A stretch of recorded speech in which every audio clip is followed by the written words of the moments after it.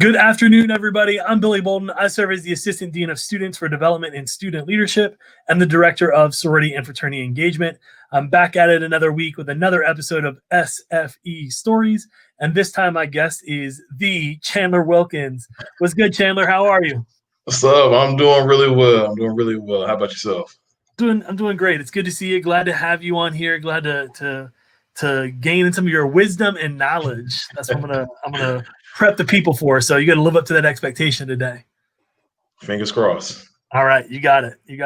Chandler, why don't you start us off with by maybe just giving the people a little bit of an introduction. Who is Chandler Wilkins?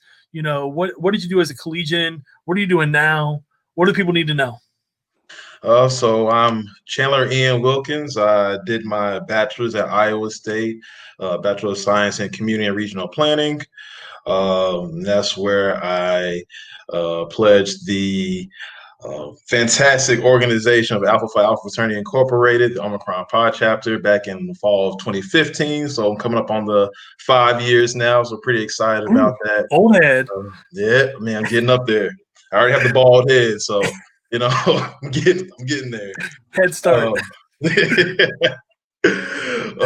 then after Iowa State, I traveled down to Texas A&M where I got my master's in urban planning last year, and now I am in the second year of my PhD in urban and regional sciences here at Texas A&M. It's been a pretty good experience so far. I wasn't completely sold on Texas when I first came down here, but now being here for now almost 3 years, I think I've sipped the Kool-Aid, as they say, and I really like Texas now, so I'm probably gonna be here for a while. Did you get some boots yet? Not yet. You know, I haven't gone that far. I don't think I'll ever wear them. I've seen them. I can admire them from afar, but I don't think I'll ever get a pair. That was, I think, my first trip to Texas. Somebody was like, "Oh, you got to go get a pair of cowboy boots," and I'm like, "For what?" Right? Like, I'm not gonna wear them. Yeah. I mean, they're cool. Like, that's not a knock on cowboy boots. Like, if that's your thing, wear them. Oh yeah. You know? But I don't think it fits in my aesthetic. So yeah, me neither. And what made you so interested in urban planning? So I mean, you kind of have three different degrees you'll walk away with at the end of the day. In that, what's driving that passion for you? So it really started with me being a young kid, and I grew up in Charlotte, North Carolina, born and raised, the best city in the United States, I believe. Queen City. Queen City. Queen City, yes, sir. And I remember distinctly my dad having conversations with me as we drove around uptown Charlotte of like where, you know, his friends used to hang out and how the city is changing or has changed since he was a kid. And I distinctly remember a bus stop that he said that used to be like where a lot of Black folks would hang out at. And then as the years gone on, they pushed that bus stop further and further away from the city center. So now it's like all the way at the end of another street. So Charlotte, of course, is gentrifying, and he used to tell me about all the spaces people used to be at, and now those homes and individuals aren't there anymore. And really, those early stories are really what pushed me into urban planning, even though I didn't know what it was at first. I thought it was all architecture, so I was like, okay, cool, I want to be an architect. I got to Iowa State, and I had my first design course, and I was like, you know what? I don't think I want to be an architect anymore. I don't think this is for me. Being in like the little labs or studio spaces until 3 o'clock in the morning was not something that I was fond of. But then I found out about urban planning, and I was like, okay, that's exactly what I want to do. So I jumped over and I studied housing issues as they relate to the Housing Choice Voucher Program and other federal policies that affect them. So I studied where they go, why they went there, and then where they're going after disasters and stuff. So yeah. And you know, Charlotte's such an interesting city too, I think, because I believe that a lot of folks when they come to Charlotte, they see a lot of the renovations to the city as positive, right? Like I remember the first time I went to Charlotte and I was like, oh, I love this light rail thing, right? Like this is great, you know, and you don't necessarily take a moment to think about like, okay, when they put this light rail in, like, did that displace any homes or spaces? You know, did it move communities? Did it shift communities? You know, what does redlining look like in this area now? And so there's such a complex world that I think that unless you're unless you think about those things every day, you don't necessarily notice it. You just kind of think it's a cool city, right? Yeah. Versus growing up there and saying it's a cool city, but also Like these. some things have changed. Yeah. Hmm.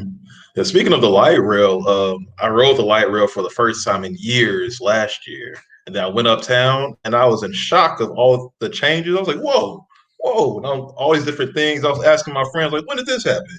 And when did this happen?" They're like, "Chandler, you've been gone for a long time. A lot of things have changed."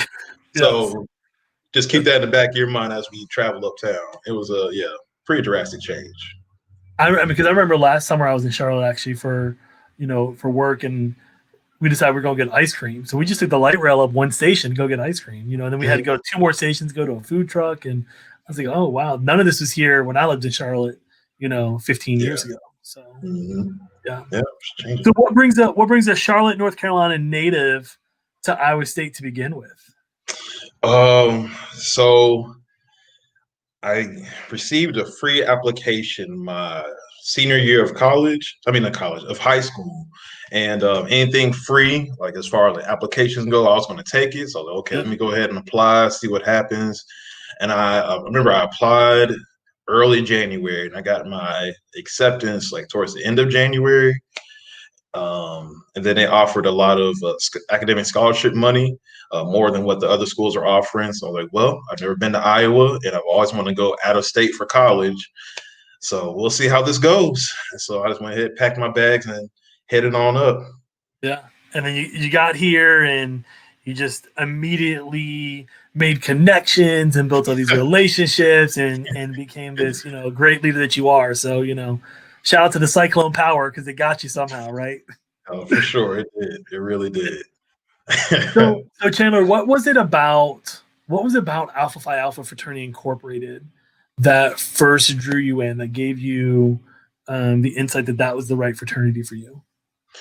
So it started when I was in high school. Before my senior year of high school, I heard about fraternity and sororities, and I was like, "This is not the life for me." I was basing it off of what I saw like on TV and movies, and I was like, "Nah, I really don't want to do that type of stuff." But my senior year, my mentor that I had in high school, his name is Desmond Blackett. He is also an alpha, and he wanted me to be a part of this thing called the Alpha Battalion. And essentially, what that is it's a chance for young men to learn the things that you need to know as a man. So we learned about healthy relationships and how to navigate those, financial literacy, how to tie a tie, how to dress professionally for like jobs that you want, communication skills, public speaking. There were so many different things that they values they tried to instill in us. And it didn't take long for me to know that I want to know further about this organization, know further about what they do. So that senior year, the entire year, I was doing my research and asking the older brothers questions. And it was really, if I'm being honest, it was the first in-person meeting that we had that really like flipped the switch all the way. I remember they were all the brothers were all sitting in a circle, and then us as the bows, we had to come in and we sat beside them. And so at that point, I think I was either 16 or 17. And at that point, I feel like I was a grown man. Even though now looking back, I'm like, no, you weren't. But at the time, you couldn't tell me that I wasn't. And I remember them speaking to me as if I was a grown man. So they didn't speak to me like I was a child or a little boy. We had very grown conversations, and I really appreciated that about them. And the conversations that we had were we went into politics, and then we could go off and joke about something else. It was like a seamless transition in conversations. It was that first day that sparked it. But then after that, continued to do my research, and after that year, I was like, you know what, I know what I want to do. Once I get to Iowa State, I'm going to try to see how I can get involved with the alphas and see what happens. So when you got to Iowa State, then you got connected. Was there any doubt at that point? Did anything creep in and say, oh, maybe it's not, or what kind of like finally cemented it for you here? So when I got here, the chapter wasn't they weren't accessible when I got here. They hadn't crossed that last line. The line that I eventually got connected with and talked to didn't happen until the spring. So during the fall, I remember I think it was Meet the Greeks. There was one brother there, Nana Coleman, and I was speaking with him. I was searching for the alpha. Like, let me try to find them in this place. Found him. I didn't feel the need to talk to anybody else after that. Because I already knew like beforehand this is what I wanted to do. So talking with him, I got his contact information. I was okay, cool. Yeah, I was already cemented before I even got there, and I was just ready to Yep. go. I think it's really great feedback because I think sometimes sorority and fraternity members maybe have a connection when they're younger to an organization, and maybe when they get to college, they look at it differently, and maybe it isn't the right fit. But it sounds like for you, what became very clear early on was the principles of Alpha Alpha are who you are as a man. And I think that's really important to Exactly. acknowledge that it wasn't. Yes, the people played a huge role in that, helping you get connected there, but it was more of these like underlying beliefs and values, this system of principles that you could subscribe to, that you knew this was the only choice and the right place for you to be. Yeah, that's exactly right. Awesome. Yeah. So, during your experience here at Iowa State, you became the NPHC president, or the National Pan-Hellenic Council president. Tell me about that experience. Um, there's a lot of things that happened in that that year. I would say it was very eye opening. It was stressful, but I'm glad that it happened. 'Cause I know during that time I was also the chapter president for my chapter, assistant district director for the state of Iowa. I was a section guide in the marching band, the Iowa State University Cyclone football varsity marching band, is the full name. And I was also a scheduler in the dining student staffing office. So I was doing a lot at one time. And then being the council president was a pretty big, responsibility. And I wanted to make sure that I was, doing it to the best of my abilities. And I think during that time, I was really able to. That's really when I got my time management. It was good before, but it really had to be on point during that time. There was different things that we needed to do at certain specific times. So I remember having a big calendar in my apartment where I wrote down every due date for assignments for class, everything for NPHC wise I need to take care of, everything chapter wise, and like categorized everything. But though it was a pretty like hectic experience, I look back on it with fond memories because in that time I learned a lot about myself as a leader and myself as a man and myself as really just a student. There was a lot that we needed to balance, student-wise, professional-wise, and everything. And I'm really cherish those memories, both positive and those that weren't positive. They all helped me push me along to where I am now. Absolutely. I think it's very, very well said to kind of take that juxtaposition of like, it won't all great. It really wasn't. Yeah, But also some of it was truly rewarding and valuable for me. And those two things collectively, helped me make me who I am. yeah. I think one of the things I think is interesting about being a council leader, and perhaps maybe even in NPHC, this has different meaning. Actually, in fact, I know it does. But I think a lot of times when people join a sorority and fraternity, they don't necessarily sign on for the whole other experience, right? So, when you went out and you joined Alpha Phi Alpha, maybe you did, but I don't know that you were out here like, I can't wait to be a part of the National Pan-Hellenic Council. I'm here to be an alpha man, right? But like, so can you talk a little bit about that experience of what that's like, of like joining this council of 9 historically Black Greek organizations, because you fell in love with Alpha? So once because I had done my research and I knew that if I was so lucky and so able to become an alpha, that I had to be involved with the NPHC on campus. And I was pretty prepared for that. I wasn't prepared to become president. That's not something that was on my list of to dos. Yeah. I figured I was going to be like the treasurer or like a secretary, like something not too high up. Well, treasurer, I guess, got a lot of roles, but something that wasn't going to be like as large. But I really, yeah, I have the thought that we're going to have to be involved in being a black man at Iowa State. I always welcomed any opportunity that I had to be around other black people. So like going to our council meetings was always a highlight for me because usually those were the only black folks that I saw that entire day. So I go be on campus from 7 to 9, and then those were the first ones that I saw, and it was always good seeing them. So I was pretty prepared to go into the NPHC meetings and be involved because I knew that I had to do that with being an alpha as well. But it was really a highlight for me Yeah. that community and camaraderie that we had, that we all were able to lean on one another, especially being black at a PWI. So I really enjoyed that part. Yeah, and I think that that's something special that's in the MPHC that maybe probably more so than some of the other councils, and I think it exists across Greekdom in general, but particularly in MPHC, we see this strength of relationship across the organizations. And I'm going to get political for a moment, but not intending to be political. But we've seen over the years of our history, we've seen a number of sorority and fraternity affiliated folk, be a presidential nominee or a vice presidential nominee throughout their time.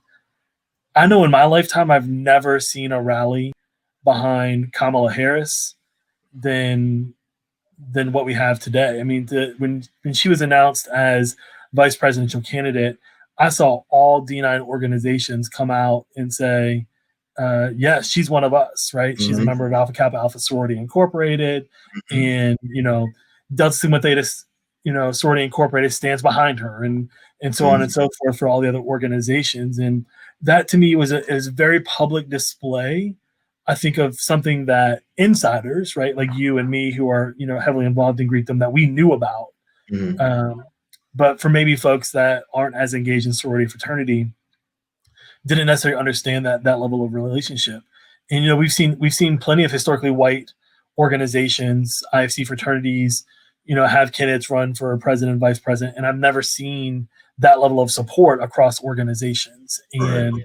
And I think what's remarkable to me is we know when you join a sorority and fraternity, there's a certain system of values that you take on and that you exhibit. So part of me is like I'm more just like in a state of shock, I guess, of thinking like, well, why has nobody ever done this before, right? Yeah. But now to see Kamala Harris and to know that this value system that she was taught in Alpha Kappa Alpha Sorority Incorporated is respected amongst her peers, I think that's incredibly valid and something to take under consideration. And so, again, I wouldn't try to be political, but I think that's important to highlight as a strength of Black Greek organizations that we need to talk about. Oh yeah, definitely. I agree.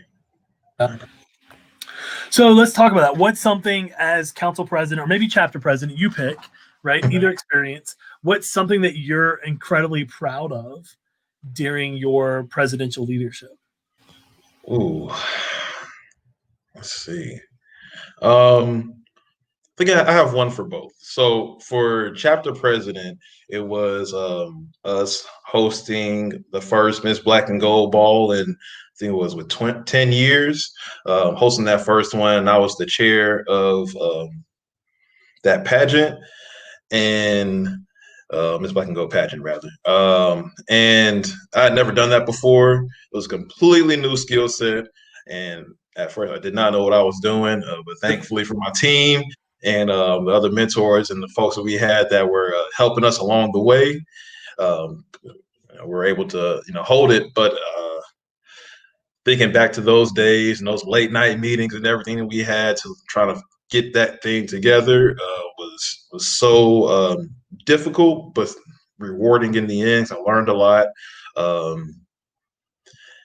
So I just look back on that with so fond memories, because knowing the work that you put in actually came out with such a great result.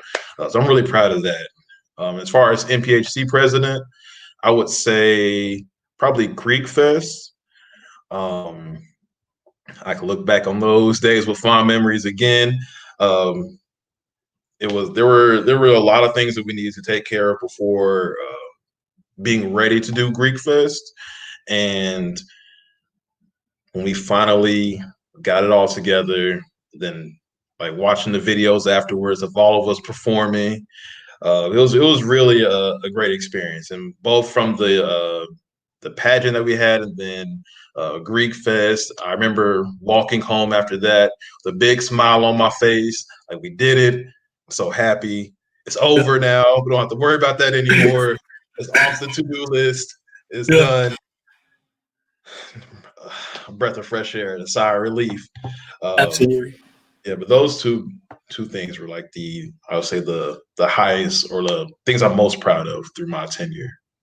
Two major accomplishments, I think, for anybody that's ever been an event planner, right? Just the logistics of coordinating any type of event is challenging, and Yes. then to be the primary person that's leading the effort, especially for something like Greek Fest too, and well, Black and Gold pageant has it as well, where there's performances involved, right? Mm-hmm. Now you got to cater to these folks, their needs, and what do they need to be successful, and their performance, and that's a whole other layer of event planning that I think is definitely worth noting.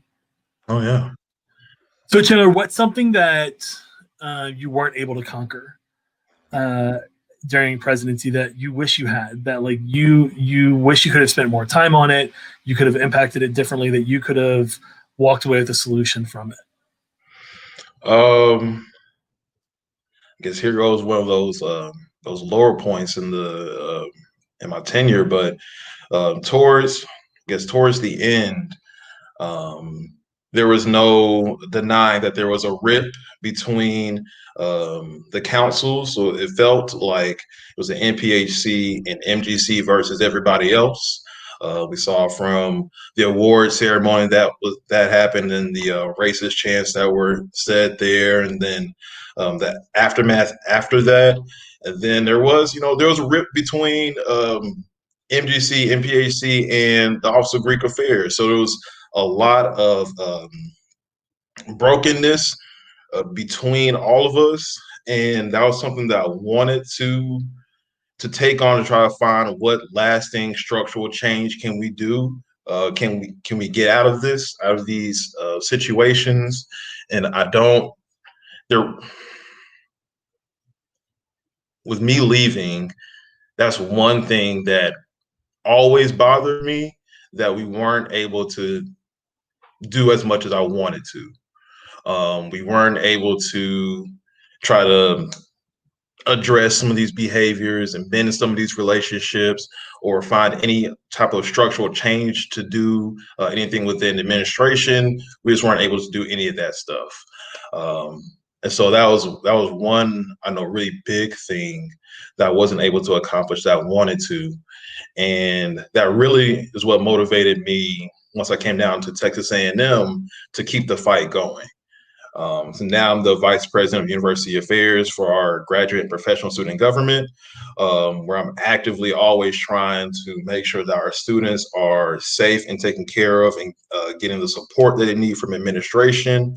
And that's one thing that I wasn't able to do as much at Iowa State and through my tenure, but it's something that I'm continually pushing for now afterwards.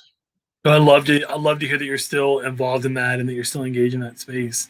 And I think you bring up a timely conversation too, right? So I think one of the things that sometimes we forget about in sorority and fraternity, and as staff, we can forget about this too as well, is just the cyclical nature of things, right? I mean, every year we're restarting, and so we may make good progress on something for 2 or 3 years and think that we're at like a good level, but if we don't continue on that same journey and doing that same work, we kind of reset.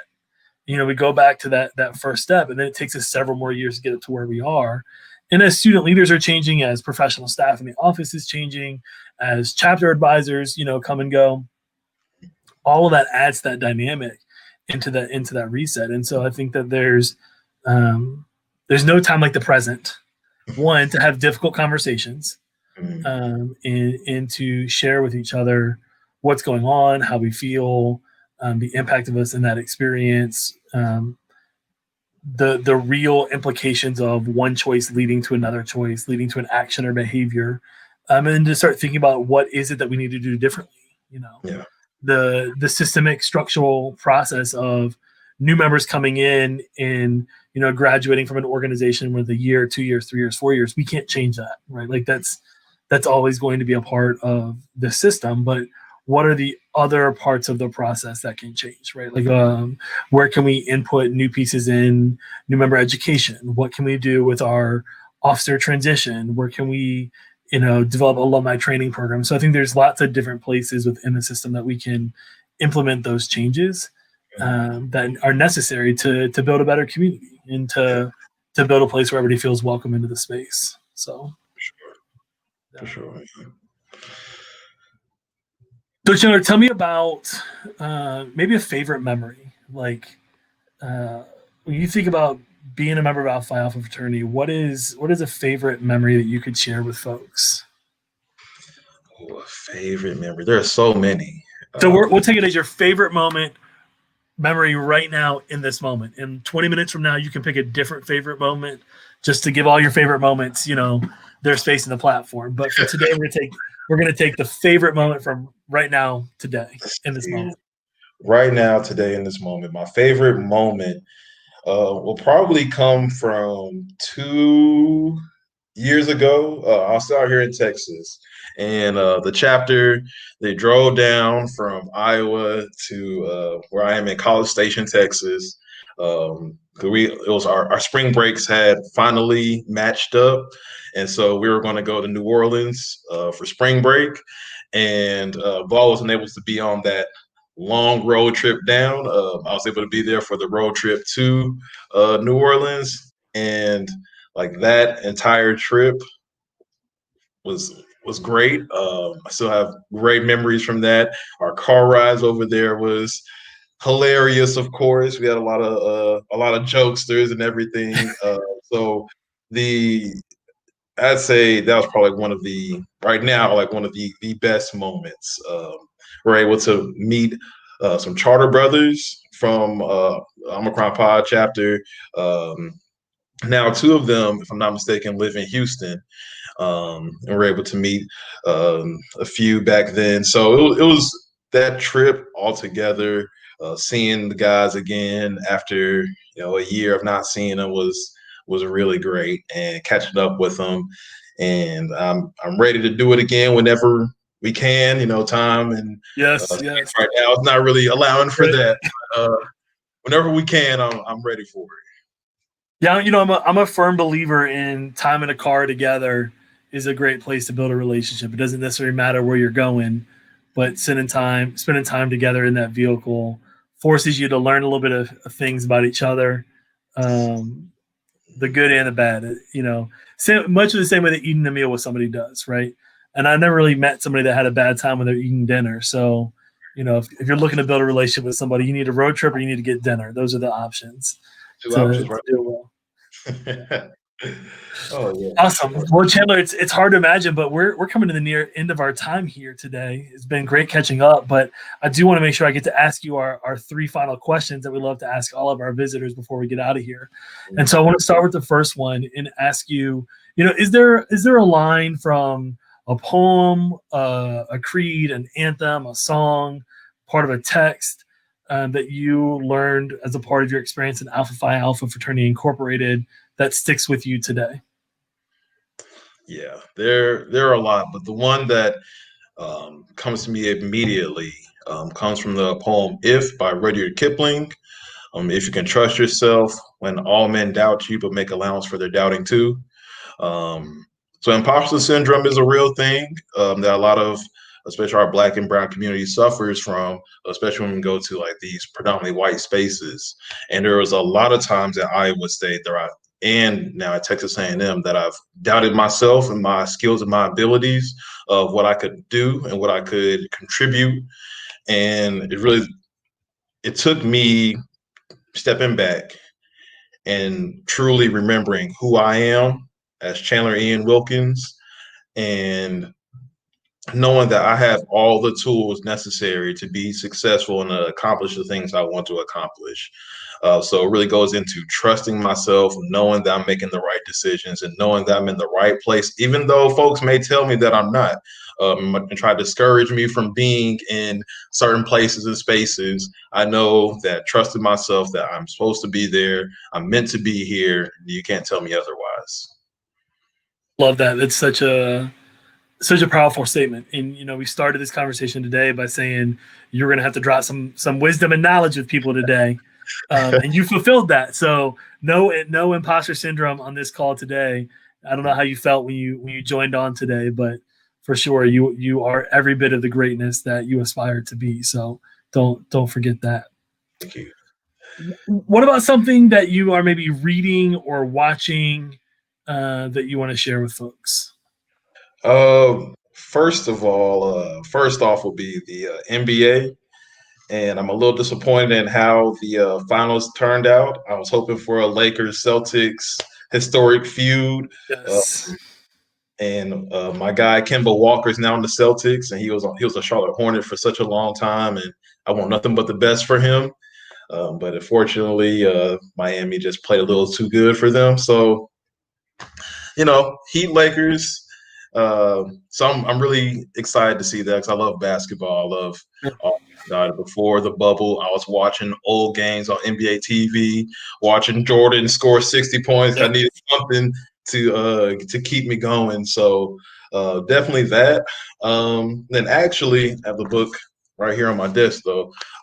Why are all the black kids sitting together in the cafeteria? I read this 2 years ago.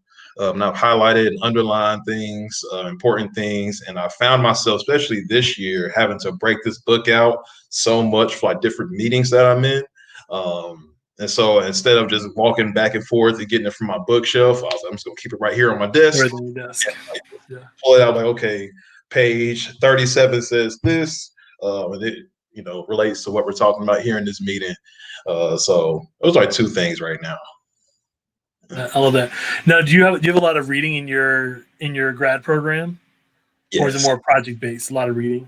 Yeah, we have a lot of readings, but then we also have a lot of projects as well. It depends on like the course that you're in, Sure. uh, but yeah, so I have to like balance the readings from there from my own personal readings, which gets to be a little difficult. I was supposed to be reading another book called The Color of Law, and I've read like the first 3 chapters, and I've had the book for a year now. So Oof. I'm slowly like getting through it. Yes. But yeah. Mhm. Yeah, I've been reading a lot too for my doc program that I've been in. It's I joke with people like we read 6 more books this week. It's how it feels sometimes. But I won't dig into those today in this call. It's probably spend a whole other episode sharing about those. But something I watched recently on Netflix was the show Away. So it's about it's a fantasy fictional story. So it's about this group of 5 astronauts that are going to be the first to walk on Mars. Mhm. And there's a lot of layers and dynamics and interesting pieces.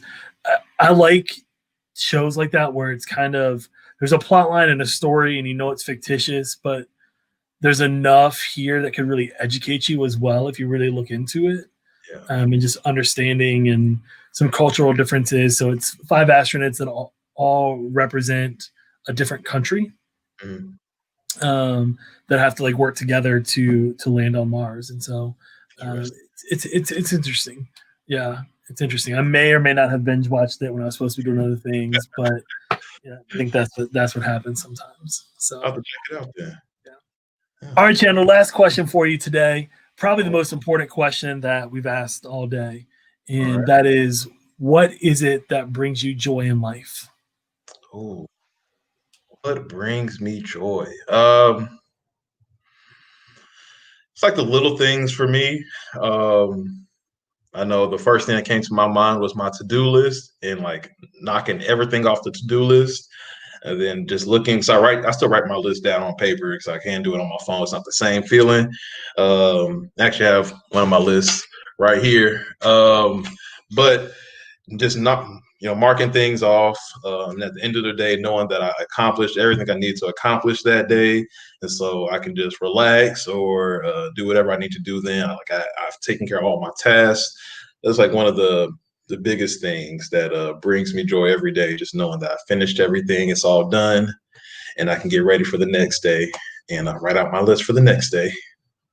I love that. So make sure you cross this off of your list today because you I did it. You made it. We made it to the end. So, yeah. Thank you, Chandler, for joining us today. It's always a joy and a pleasure to catch up with you and hear your story. Any final thoughts for people before we head out today? Well, I really enjoyed this time. I look forward to coming back to Iowa State and speaking to some folks. And whenever all this is over, I'm planning on coming back eventually. Yeah, so I welcome that day. I'm excited for Awesome. it. Can't wait to see you. Thank you. Yeah. Thanks, Chandler.